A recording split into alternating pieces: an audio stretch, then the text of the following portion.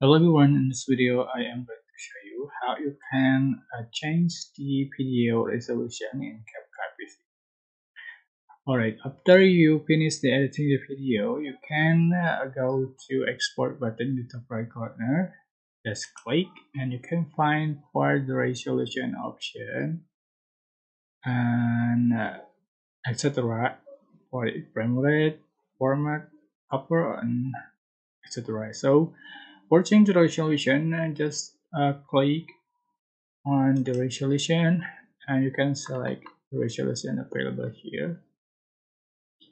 So start for 80 pixel until 4K pixel, and you can change the resolution for smoother your video export. Right, but if you change the resolution, it can be changed the size of your video. So, right. That's so basically, but I hope this information was helpful for you. Don't forget to like, comment, share, and also subscribe. If you have any questions, please type in the comment section down below. Thank you so much for watching.